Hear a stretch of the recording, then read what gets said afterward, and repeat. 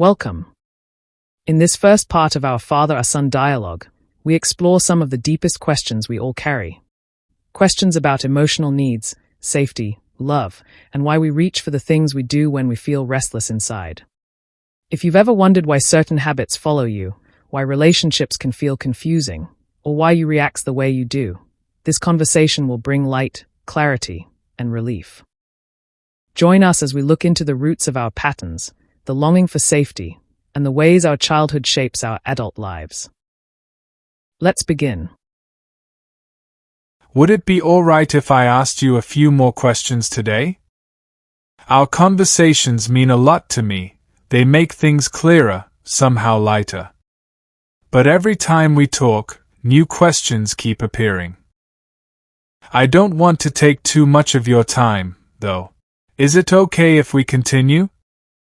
Or are you getting tired of all my wondering? Of course not, my son. I never tire of your questions, they come from a sincere place. Each one shows that you're trying to understand yourself and others more deeply. And that's the most valuable work a person can do. Thank you. It means a lot to hear that you welcome my questions and see value in them. But lately, I've been thinking about how people try to calm what's restless inside. We all seem to reach for something: food, the phone, work, all kinds of activities, anything. Would it be okay if we explored that a little deeper? Of course. That's an important place to look, not outside yourself, but into what drives your striving, your reactions, your being, and your actions. Every habit carries a story or an explanation.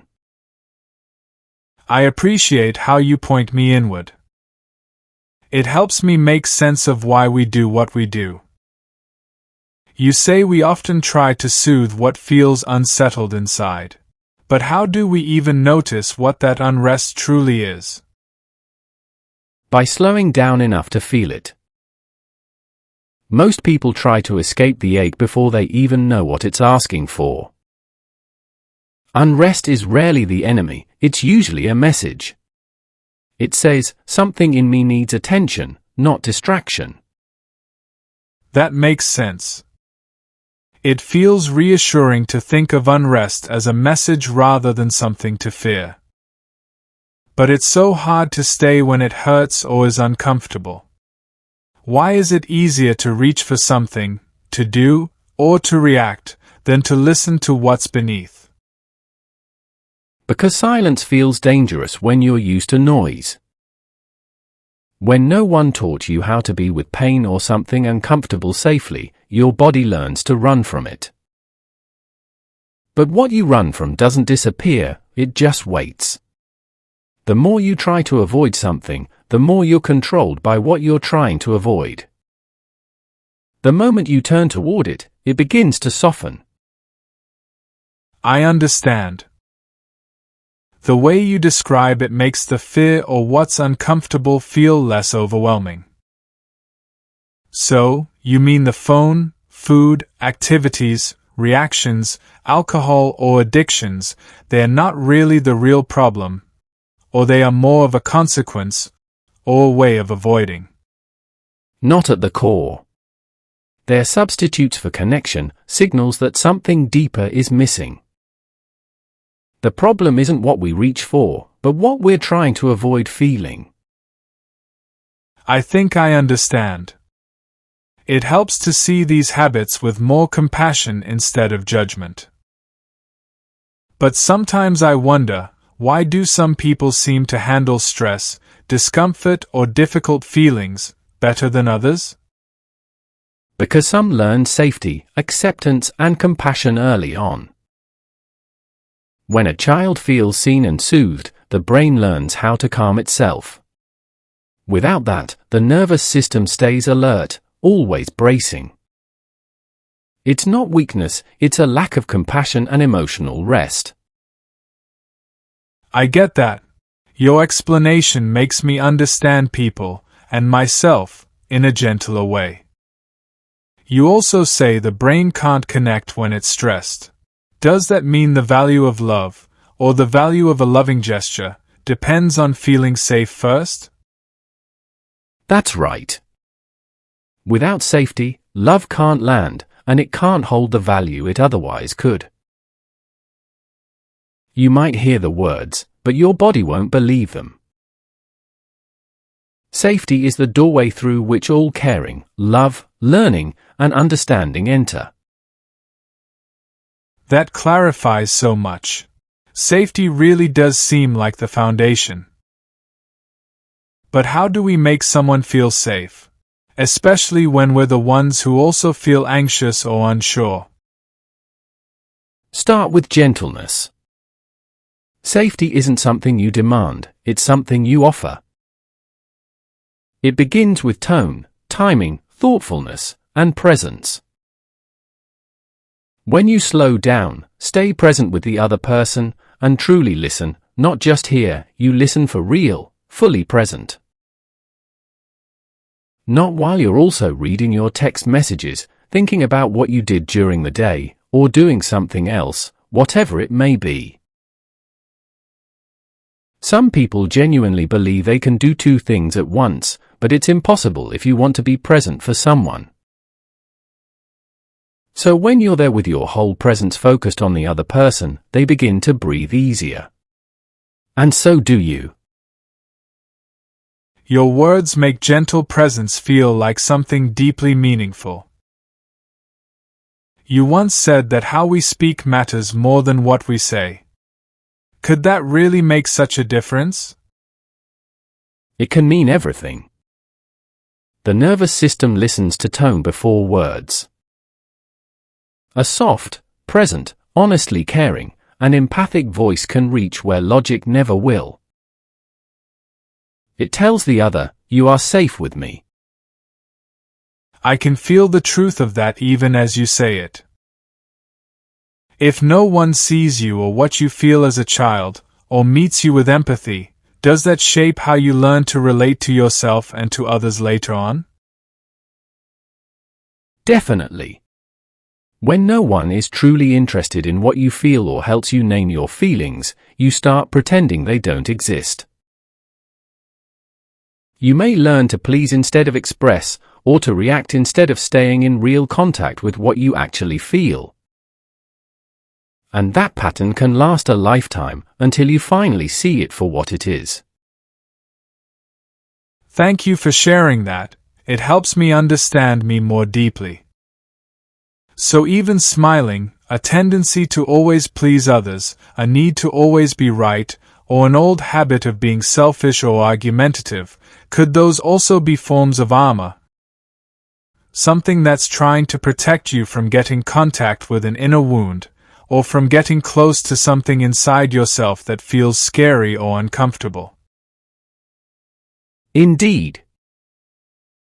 Smiles can be shields, ways to say, please don't be angry, or please don't leave.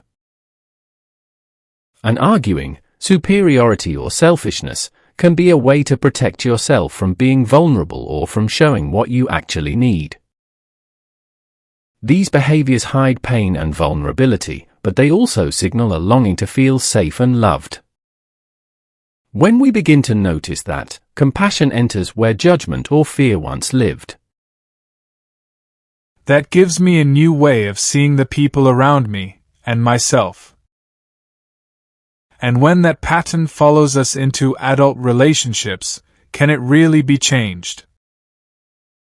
It can. What was once protection can become awareness.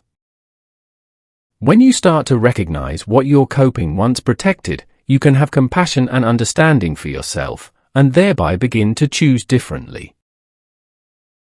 Healing begins the moment you realize you don't have to hide anymore. I feel encouraged hearing that. It makes healing seem possible rather than distant. When you say that some learn to please or smile instead of express what they actually need or feel, it really touched me.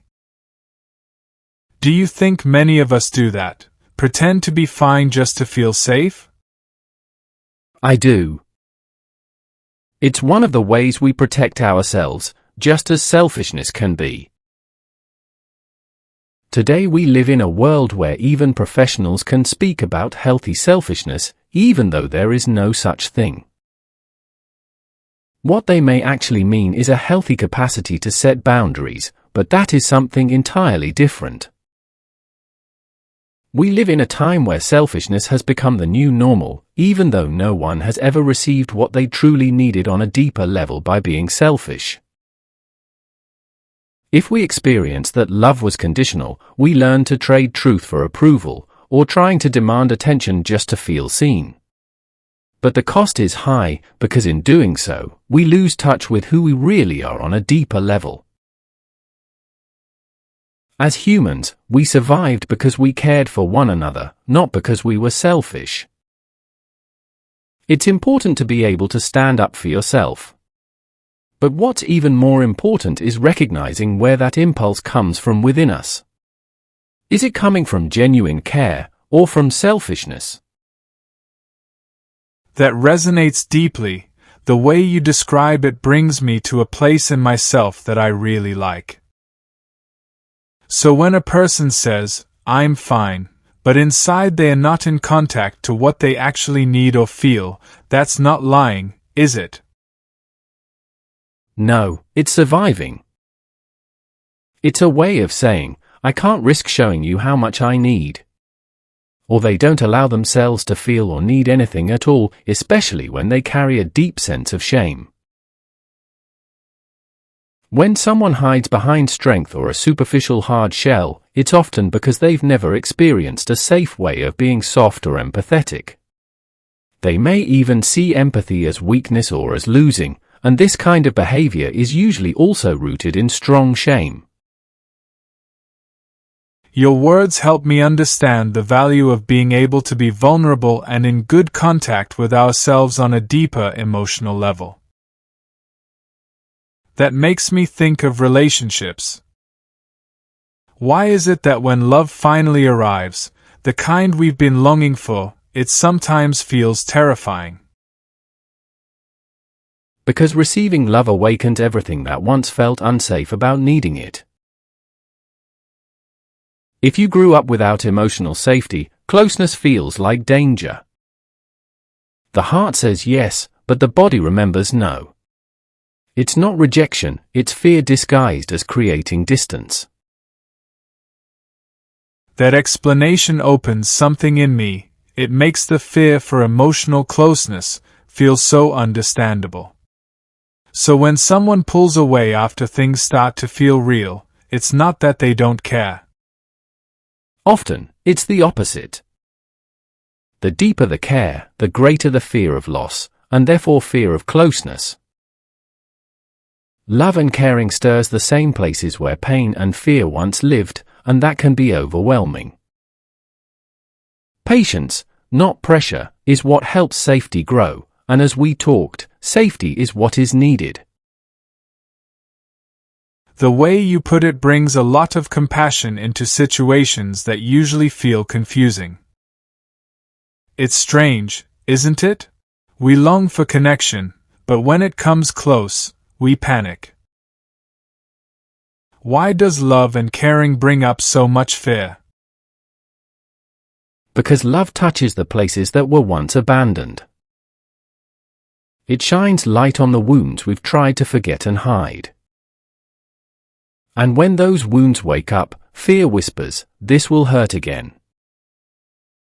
But if you stay, even softly, love, acceptance and caring can begin to rewrite the story. Hearing that makes the fear feel less like a flaw or a problem, and more like a story or unmet need, waiting to be seen. You once said that real safety isn't about control, but presence. How do we offer that to someone, especially when they're afraid? By being steady when they're shaking. By listening without fixing or explaining. By holding space without rushing to fill it. Presence says, "I'm not leaving, and I am here for you, not because what you do, but because who you are." And sometimes, That's all the healing a person needs.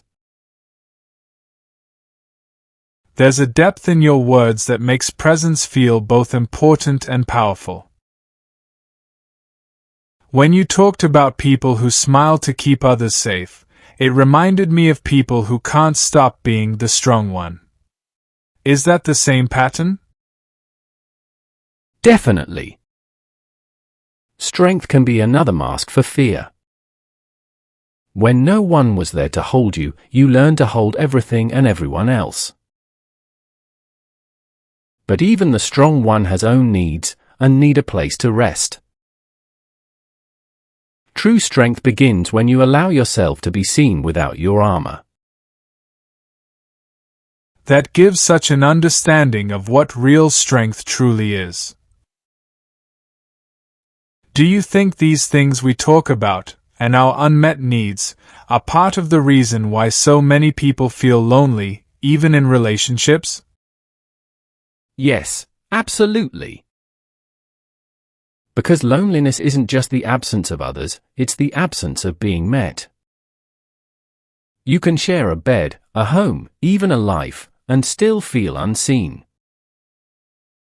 Real connection starts when both people feel safe enough to be real.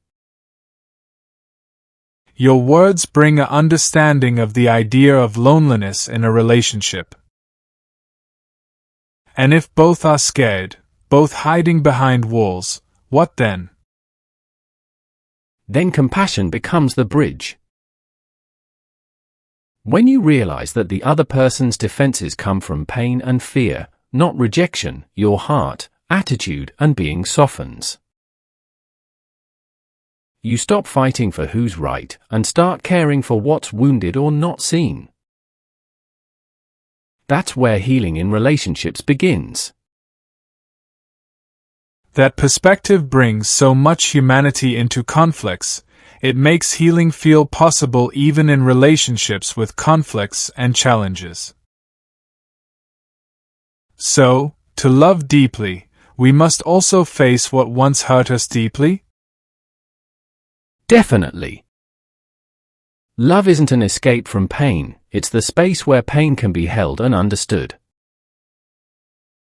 The heart grows not by avoiding its wounds, but by bringing them into the light of acceptance, compassion, and connection. That's how love and caring become safe again. The way you say that brings a sense of courage, like healing and love truly can meet, even if something in me on a deeper level is afraid. You said once that trauma isn't what happens to us, but what happens inside us. That feels both freeing and painful. Can you explain what you mean? Of course. Pain, fear, and helplessness becomes trauma when it's left alone, when no one helps us hold it, feel it, or make sense of it. It's not the event itself, but the absence of what we needed in that moment, safety, empathy, understanding. That's what leaves the wound. The way you highlight that the absence of what we needed creates the wound, that makes the whole idea of trauma much clearer. So when a child is hurt or unseen, and no one helps them feel safe and seen, the wound stays open and it becomes a way of being. For sure. The body remembers what the we couldn't express, what did not have a charge to get space. And the child or we learn to survive by adapting, by becoming quiet or strong on the surface, funny, smiling, or over-helpful, anything that keeps connection alive. Those adaptations protect us once, but later they begin to hurt us. It moves me when you say, the body remembers what we couldn't express. It explains so much about these lifelong adaptations, the ways we behave and the ways we think we are, even though they are only adaptations. You said in your handbook Love Unconditionally that your father's death wasn't the deepest pain, it was what came after, when no one was there emotionally for you. Is that what emotional neglect really means? Yes, my son. Neglect doesn't always look cruel. Sometimes it's simply absence, an emotional silence that teaches the child, my feelings and needs don't matter. I do not matter. And that lesson can echo through a lifetime. That understanding, that neglect can be silence, moves me deeply. It's heartbreaking to think that silence can wound as deeply as words or violence. It can. Because silence leaves you alone with your pain. Without a witness, pain turns inward, it becomes shame. And shame whispers that you are the problem, rather than what happened to you.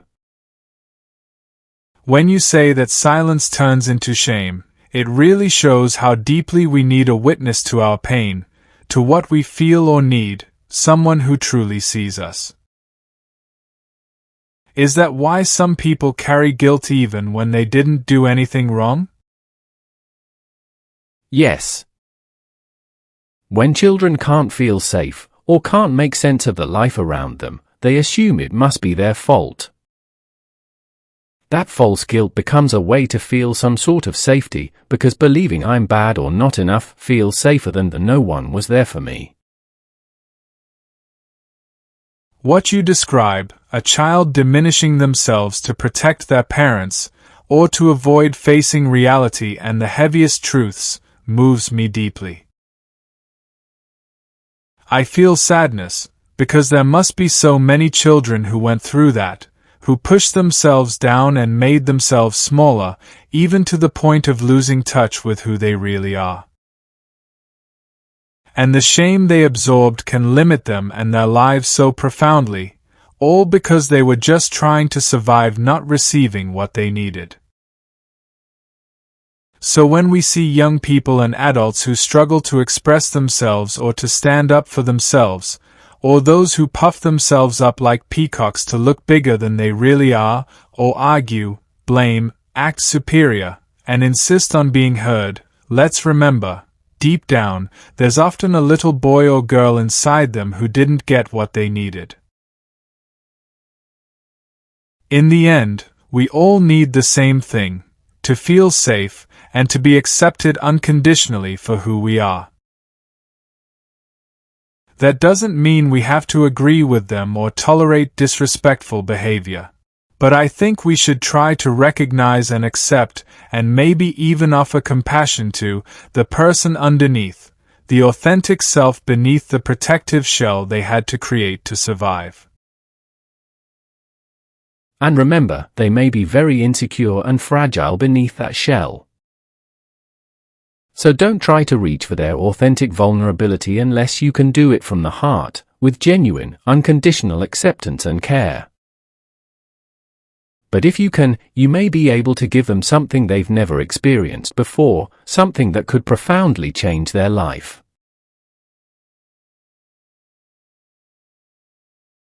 Thank you for listening to this first part of the dialogue. If these reflections opened something in you, if they helped you see yourself with more understanding, then the journey continues even deeper in the next part. In Part B, we explore how healing actually begins and how we can slowly learn to feel safe, connected, and whole again. We also include practical exercises you can try yourself, step by step, to help you bring this understanding into real life. Thank you for being with us.